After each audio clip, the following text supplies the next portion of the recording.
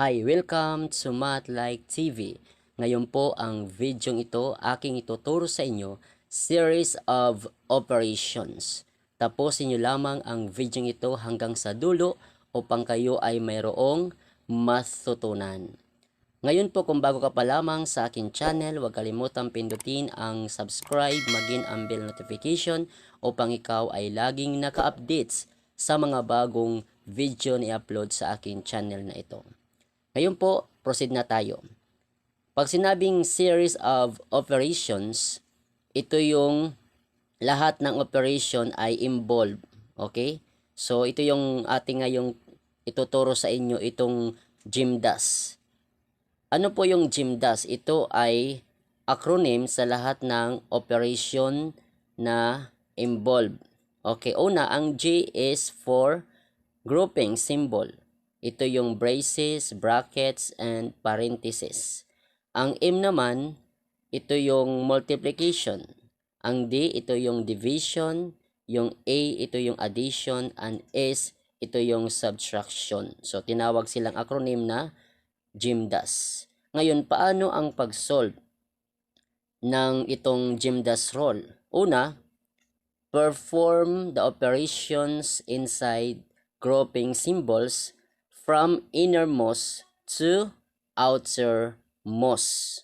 Ibig sabihin, nahin muna natin i-simplify or i-solve itong nasa loob ng grouping symbols. Okay? Next, step 2. Multiply or divide whichever comes first from left to right. So, pwede tayong mag-multiply or mag-divide kung alin ang operation ang nauuna mula sa kaliwa hanggang doon sa kanan. Okay? So, yun po ang step 2. Ang step 3, add or subtract whichever comes first from left to right. So, pwede tayong mag-add or subtract kung alin sa operation ito ang nauna mula sa left to right. Okay? So, ngayon, example. Example, ang given natin ay 20 times inside the braces 15 plus inside the bracket 7 times inside the parenthesis 12 minus 2.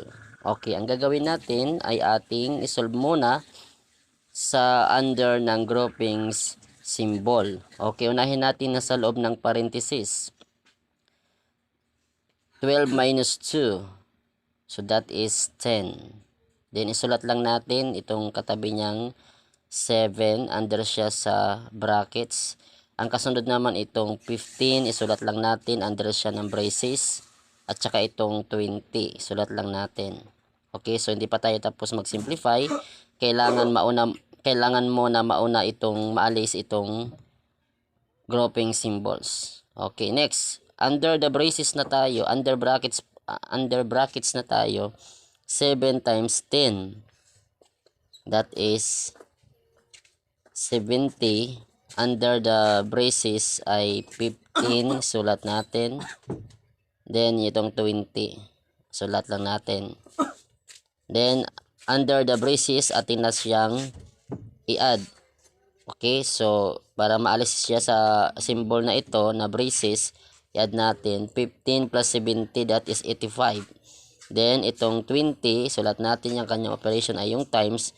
Ngayon wala na siyang grouping symbols, so atin na siyang i-simplify. 20 times 85, that is 1,700.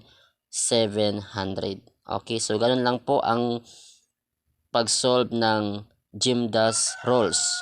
Okay, next, pangalawang example ay itong given natin. Pangalawang example ay yung 12 plus under the parenthesis 6 times 10 minus 21 divided by 7. Okay? So, ngayon, ang under the parenthesis, ating muna siyang simplify. 6 times 10, that is 60. Kopyahin lang natin itong 12 plus. Then, next, katapos ng grouping symbols, ang kasunod ay division. So, i-divide natin itong negative 21 divided by 7. That is negative 3. Ngayon, simplify na natin. Ang nauna dito ay yung addition. 12 plus 60, that's 72. Ang sumunod, subtraction, minus 3. So, ngayon, subtract natin 72 minus 3, that is 69. So, ito ang ating final answer. Okay. Pangatlo, example. Under the brackets, inside the close parenthesis, 12 divided by 4 plus 5 minus 5. Then, simplify natin sa loob ng parenthesis muna. Itong 12 divided by 4, that is 3. Then, under the brackets, i-add natin itong plus 5. Then, minus 5. Then, simplify natin. Ang nauna yung addition. 3 plus 5, that is 8. Kopihin natin itong negative 5. Then, subtract tayo. 8 minus 5, that is equals 3. Okay, so, ganun lang po kadali mga Kamatlike TV ang pag-solve by using PEMDAS rules. Kung meron kang natutunan, paki-like naman ang video ito. At kung bago ka pa lamang sa akin channel, huwag kalimutan pindutin ang subscribe, maging ang bell notification upang ikaw ay laging naka-update sa mga bagong video ni upload sa akin channel na ito. Maraming salamat po sa inyong panonood.